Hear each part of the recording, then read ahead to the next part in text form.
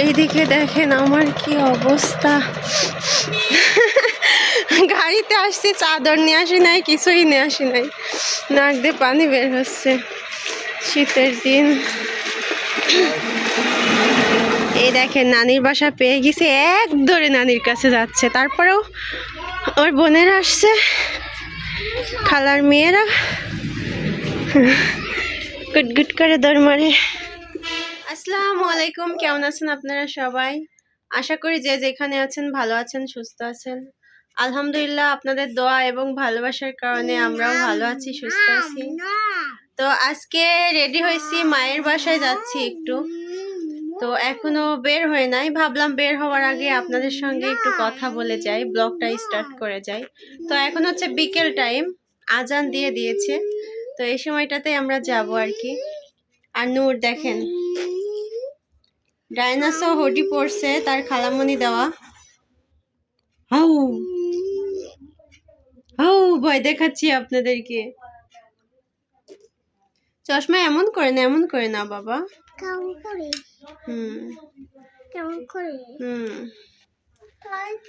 তো আমি সিম্পল ভাবে রেডি হয়ে গিয়েছি, সিম্পল ভাবে, সাথে হেজাব পরেছি। এই যে পাশের ঘরে হচ্ছে ননদ, ছোট ননদ ইয়া করছে, জামা কাপড় বানাচ্ছে, এই জন্য শব্দ আসতেছে আর কি। তো নূর চলো, নূর আসো, ব্যাগটা নেই, চলো বাবা। তো যাওয়া যাক। তো এই যে সিম্পল ভাবে রেডি হয়ে গিয়েছি আমি, কিন্তু গায়ে সোয়েটার নেই নাই। তো বাসা থেকে বের হইলাম, হয়ে এখন যাচ্ছি বটতলা। গাড়ি দেখি পাওয়া যায় কিনা এখন। তো আমার সঙ্গে আমার শ্বশুর যাবে, ওই যে দাঁড়ায় আছে। আব্বা আসেন, নূর আসো। প্রতিবার মায়ের বাড়ি যাওয়ার সময় আমার শ্বশুরই আমাকে গাড়িতে উঠাই দেয় আর কি। দেখো ডাইনোসর ম্যান। চলো আসো, আমার হাত দাও, দাদু ব্যাগ লেছে, আসো। তো ফাইনালি আমরা গাড়িতে উঠে পড়ছি। বাবা তাকাও, বাতাস লাগছে, ও কি ঠান্ডা, চাদর নিয়ে আসি নাই।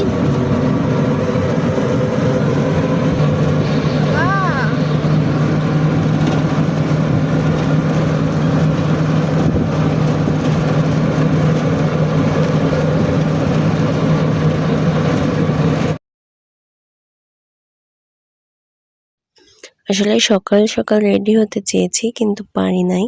তো প্রতিবার যখন আমি মায়ের বাসায় যাই, তখন প্রত্যেকবার আমার শ্বশুর আমাকে গাড়িতে উঠাই দেয়। আর এটা আমার অবশ্য অনেক ভালো লাগে। শ্বশুর তার ছেলের বউকে গাড়িতে উঠাই দেওয়া একটা আনন্দের ব্যাপার কিন্তু। তো যেতে যেতেই সামনে একটা গোরস্থান পড়ে, গোরস্থানের সামনে আসলে আমি সালাম দেই, যেটা নিয়ম আর কি। তো এই যে চলে আসছি, আসার মানে কিছুক্ষণ পরে আমার হাত লেগে গেছে বুঝছেন। সিজানের ফোন দিছিলাম, সিজান এক হাতে ব্যাগ আর এক হাতে নূরে নিয়ে যাচ্ছে বুঝছেন। কি কষ্ট আছে, নূরকে নামাই দাও বাবা, তুমি হাইটে যাও। আর মামা ব্যাগ নিছে না। কুয়াশা হয়ে গেছে চারদিক, বিকেল হইতে না হইতে কুয়াশা হয়ে গেছে। এইদিকে দেখেন আমার কি অবস্থা। গাড়িতে আসছি, চাদর নিয়ে আসি নাই, কিছুই নিয়ে আসি নাই, নাক দিয়ে পানি বের হচ্ছে। শীতের দিন। এই দেখেন নানির বাসা পেয়ে গেছি, এক দৌড়ে নানির কাছে যাচ্ছে। তারপরেও ওর বোনেরা আসছে, খালার মেয়েরা গুট করে দৌড় মারে।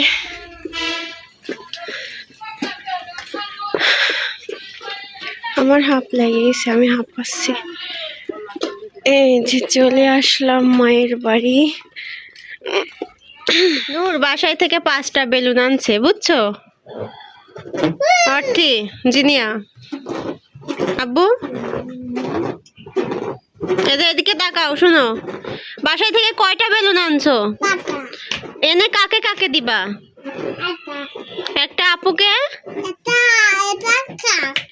ও বলছে একটা আপুকে দেব, একটা মামাকে দেব, ও মোট 5টা, 3টা 3 আপুকে দিবে না বাবা?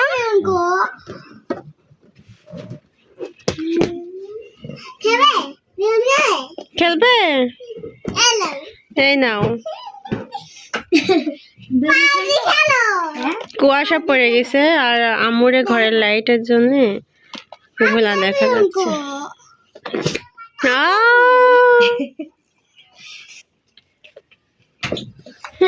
আমার দিদি কো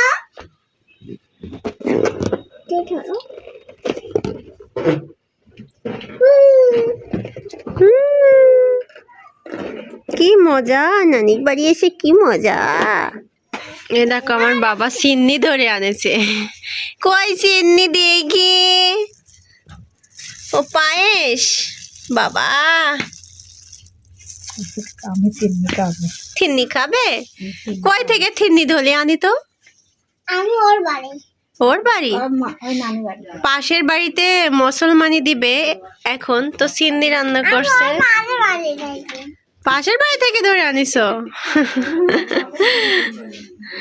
তো ওই চিন্নিটা হচ্ছে গিয়েছে এমনি বেড়াইতে বোনদের সঙ্গে, তো সবাইকে দিছে, নূরকেও দিছে। তো এসে এই যে একটু সুন্দর করে বিছানার উপর বসে খাও বাবা। তুমি খাও দাও। আমি খাওয়া দিব? আরে আমার নুরে ফুল বাচ্চাটা। ওই যে নানি পাটি পাই দিছে, বসো বসো। খাও বাবা। খাও বাদাম, খাও খাও। বাদাম বাদাম খাবে না?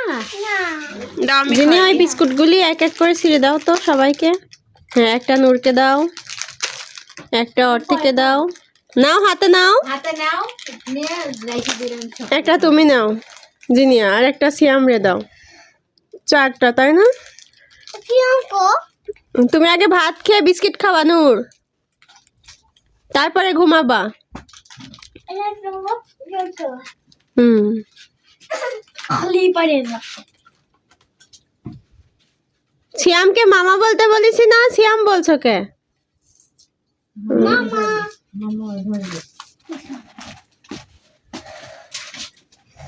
এ পায়জামাটা নিচে কই দে। তো আজকের মতো ভিডিওটি এ পর্যন্তই। সবাই ভালো থাকবেন, সুস্থ থাকবেন। আগামীকাল নতুন একটা ব্লগ নিয়ে আবারও আপনাদের বোন শিরিনা আপনাদের মাঝে চলে আসবে। তো ব্লগটি ভালো লাগলে সবাই সাবস্ক্রাইব করবেন চ্যানেলটিকে, আর পাশে একটা লাইক দিয়ে বন্ধু হবেন।